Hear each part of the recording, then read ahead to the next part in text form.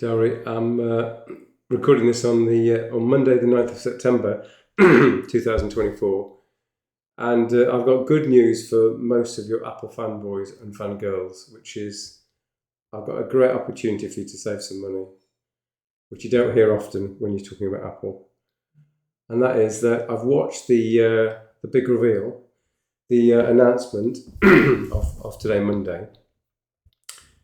And there's absolutely no need to spend any money for the most of you. And by the way, as a quick aside, the announcement was going to happen on a Tuesday, but Tuesday is now the day of the presidential debate between Mr. D. Trump and Kamala, and so I think Apple thought they didn't want to upstage the presidential debate. They changed their announcement to Monday, which is very unusual for them because it's normally on a Tuesday. So anyway, I've watched the Monday night reveal. It was so utterly boring that I actually had to do some disk testing and write a fault report. And I was actually couldn't wait for the video to finish so I could get on with some proper work.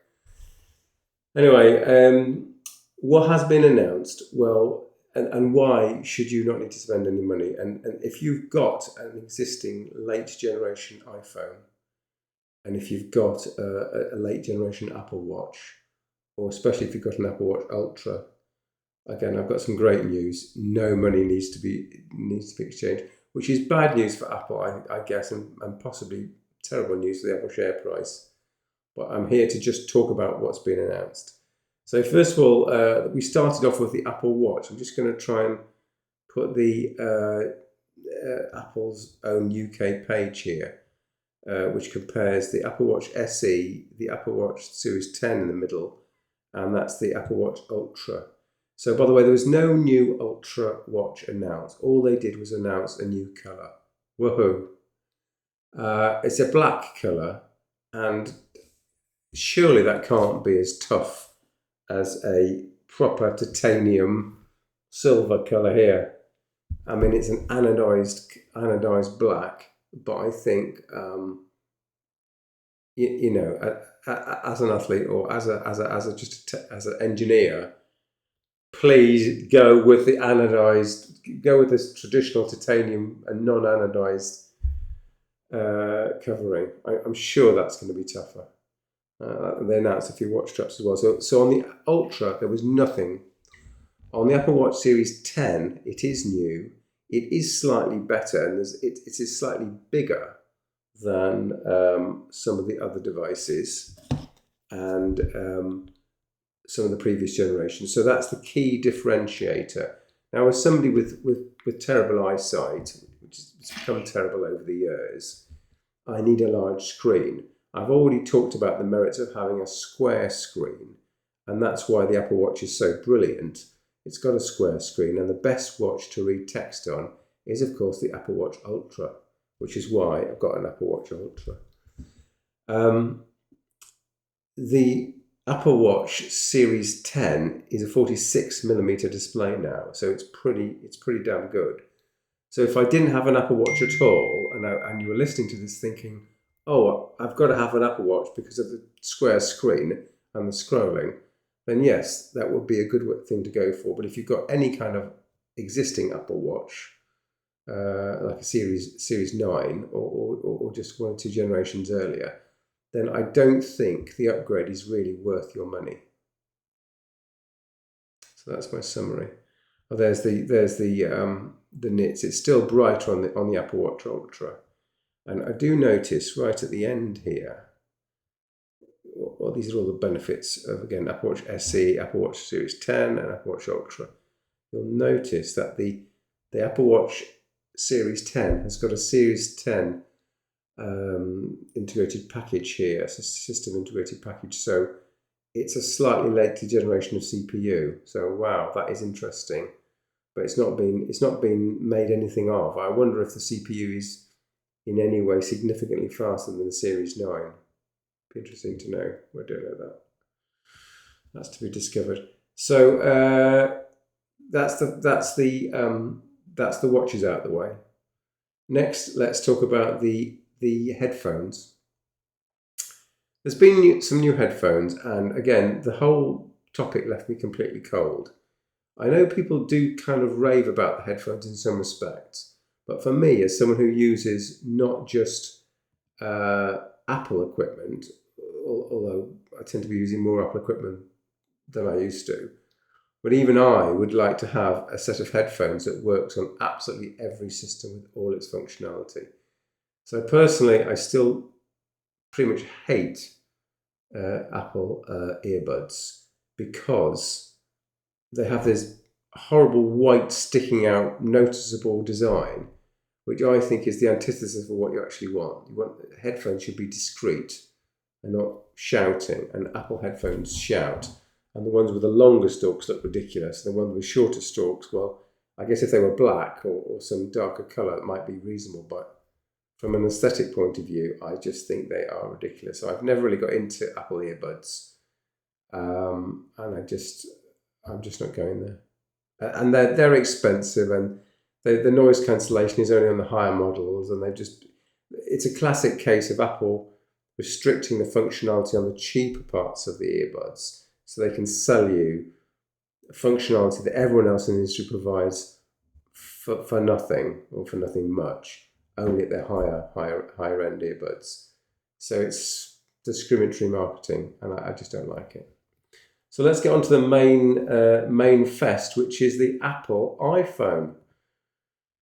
So of course it is the time for the Apple iPhone, and it's the big reveal of the Apple iPhone 16. And the overall summary is not much got announced. They kept on talking about Apple Intelligence, but if you were to buy a phone, or for a matter of fact, a watch, these functions aren't all shipping just yet. And how many times has any tech person told you, never buy a tech product on the promise of what it's going to give you, only buy a tech product on what it actually delivers today?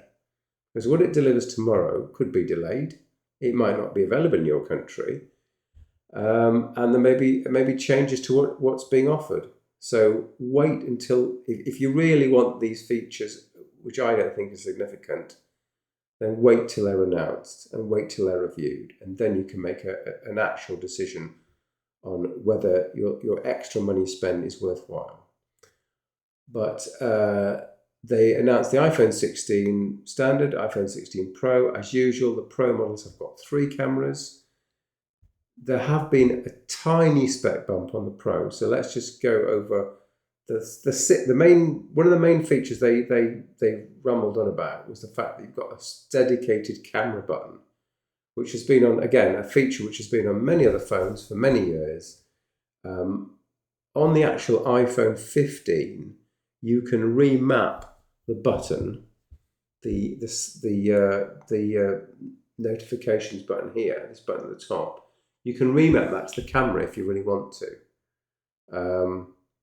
It's normally the default would be the silent mode button.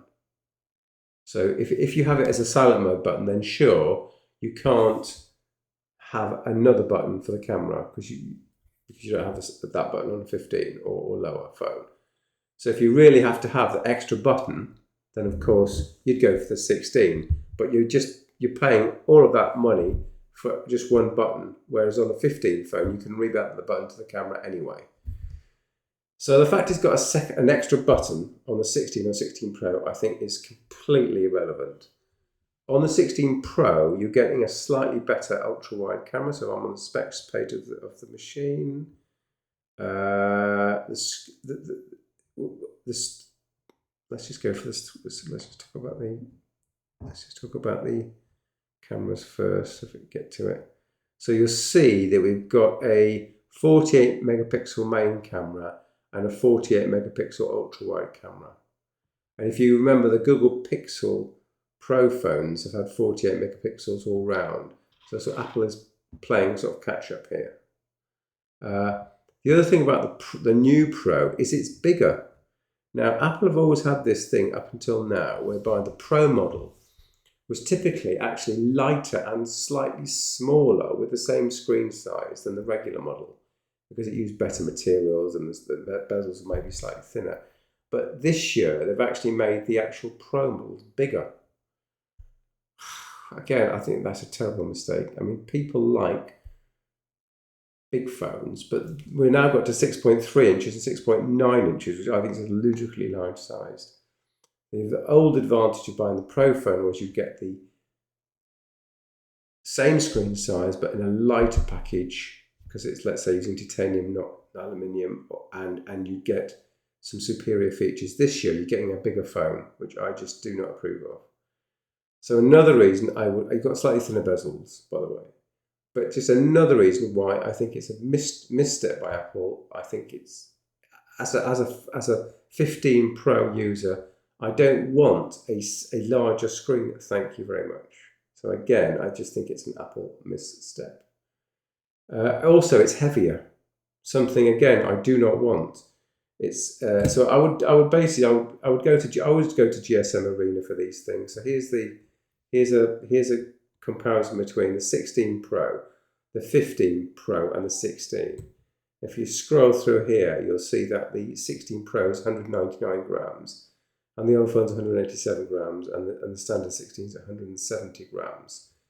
So if you're using this phone for sports or extreme sports or during extreme sports, every gram does in fact count. And I will say, if you get to 200 grams, it's too heavy. I've even bought an iPhone 13 mini for competitive purposes because it's a much lighter phone than the 15 Pro. But I don't like this trend of fat boy getting bigger. So again, really don't like it. Is there anything to say? Here's the increase in screen size. You'll see it says iOS 18 on the new phones, 17 planned upgrade to 18. And here you see the fact that this has got a 48 megapixel camera on the Pro 16. So, what is the summary? Oh, by the way, it says Bluetooth 5.3. It didn't say Bluetooth 6, so they've not gone for the latest Bluetooth standard. Fair enough. I don't know if it's even shipping yet. There's slightly faster wireless charging, but then who really relies on wireless charging to charge the phone up quickly? Nobody. So, what have we got? We've got new iPhones, new Apple Watch, new earbuds, none of which are exciting me in the slightest. I think that a new Pro iPhone, which is larger, is unwarranted. It's heavier, don't like that. It doesn't really have any significant features over the 15 Pro. There's promised AI features which aren't delivered. And until they are delivered, I still think it'd be madness to go for unless you really want to be the new kid on the block with the latest phone. And surely we were all old enough to not be that person anymore. In terms of the watches, as an Ultra user, there's been no upgrade for me apart from a different colour. I'm hardly like to change. And if you're a recent Apple Watch purchaser, I don't think moving to the X version will give you much, except, for example, if you've got mediocre eyesight, then in fact the larger 46mm version might be worth considering. I think that is a decent upgrade if you can't see the text very clearly on your Apple Watch and you rely on that. And the earbuds, yeah, don't even go there. So that's it. Don't buy anything. Sorry about that, Apple. I hope your share price doesn't suffer. Apple iPhones are, of course, their primary source of revenue. So we'll see what happens in the coming months. Thank you for watching.